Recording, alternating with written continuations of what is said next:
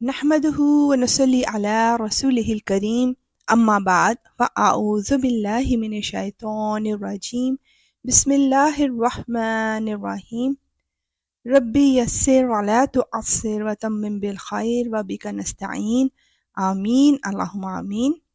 السلام علیکم ورحمۃ اللہ وبرکاتہ۔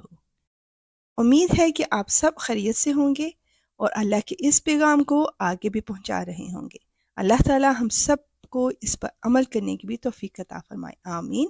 تو جی آج کا کویسچن ہے، کیا شہید کی یادداشت بھی برقرار رہتی ہے؟ آئیے قرآن و سنت کی روشنی میں اس کا آنسر فائنڈ آؤٹ کرتے ہیں۔ بسم اللہ کرتے ہیں سورہ عمران کی آیت 169 کی ٹرانسلیشن سے۔ اور اے پیغمبر، جو لوگ اللہ کے راستے میں قتل ہوئے ہیں انہیں ہرگز مردہ نہ سمجھنا، بلکہ وہ زندہ ہیں، انہیں اپنے رب کے پاس رزق ملتا ہے۔ سبحان اللہ۔ جہاد پر جانے والوں کو منافقین یہ کہہ کر جہاد سے روکتے تھے کہ جہاد میں انسان قتل کر دیا جاتا ہے۔ اللہ تعالیٰ نے ان کے اس قول کا رد فرمایا کہ قتل کیا جانا بھی اللہ تعالیٰ کے حکم سے وابستہ ہے، جس طرح طبعی موت مرنے کا تعلق اللہ تعالیٰ کے حکم پر مبنی ہے۔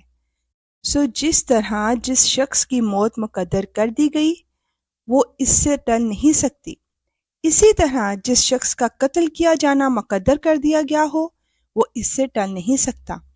اس آیت میں اللہ تعالیٰ نے اس شبہ کا ایک اور جواب دیا ہے کہ اللہ کی راہ میں قتل کیا جانا ناپسندیدہ اور بری بات یا کوئی آفت اور مصیبت نہیں ہے، کیونکہ جو شخص اللہ کی راہ میں قتل کر دیا گیا اللہ تعالیٰ اس کو قتل کے بعد زندہ کر دیتا ہے، سبحان اللہ، اور اس کو بے شمار نعمتوں اور ثواب سے نوازتا ہے اور اس کو طرح طرح کے رزق اور خوشیاں عطا فرماتا ہے۔ اللہ اکبر۔ یہ آیت جنگ بدر اور جنگ احد کے شہداء کے متعلق نازل ہوئی ہے، کیونکہ جس وقت یہ آیت نازل ہوئی تھی اس وقت انہی دو مشہور جنگوں میں مسلمان شہید ہوئے تھے، اور منافق مجاہدوں کو جہاد کرنے سے اس لیے روکتے تھے کہ وہ ان دو جنگوں میں شہید ہونے والے مسلمانوں کی طرح شہید نہ ہو جائیں۔ امام ابو داؤد روایت کرتے ہیں، حضرت ابن عباس رضی اللہ عنہ بیان کرتے ہیں کہ رسول اللہ صلی اللہ علیہ وآلہ وسلم نے فرمایا، جب تمہارے بھائی جنگ احد میں شہید ہو گئے تو اللہ تعالیٰ نے ان کی روحوں کو سبز پرندوں کے پوٹوں میں رکھ دیا، وہ جنت کے دریاؤں میں جاتے ہیں اور جنت کے پھلوں سے کھاتے ہیں، اور عرش کے سائے میں جو سونے کی قندیلیں لٹکی ہوئی ہیں وہاں پلٹ آتے ہیں۔ جب انہوں نے کھانے پینے اور آرام کرنے کی پاکیزہ چیزیں حاصل کر لیں تو انہوں نے کہا، ہمارے بھائیوں تک ہمارا یہ پیغام کون پہنچائے گا کہ ہم کو جنت میں رزق دیا جا رہا ہے، تاکہ وہ جہاد سے بے رغبتی نہ کریں اور جنگ سے سستی نہ کریں۔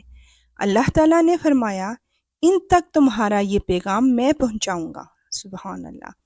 اس وقت اللہ تعالیٰ نے یہ آیت نازل فرمائی، اور جو لوگ اللہ کی راہ میں قتل کر دیے گئے ان کو مردہ نہیں سمجھو، بلکہ وہ زندہ ہیں، انہیں ان کے رب کی طرف سے رزق دیا جا رہا ہے۔ امام ترمذی روایت کرتے ہیں کہ حضرت جابر بن عبداللہ رضی اللہ عنہ بیان کرتے ہیں کہ رسول اللہ صلی اللہ علیہ وآلہ وسلم کی مجھ سے ملاقات ہوئی۔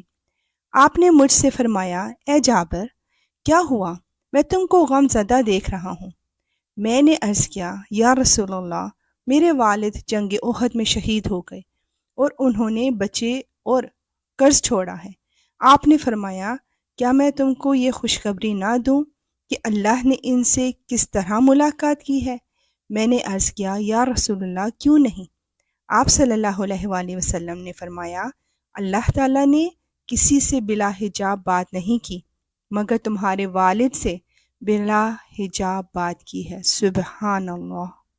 اللہ تعالیٰ نے ان سے فرمایا، اے میرے بندے، تم تمنا کرو، میں تم کو عطا کروں گا۔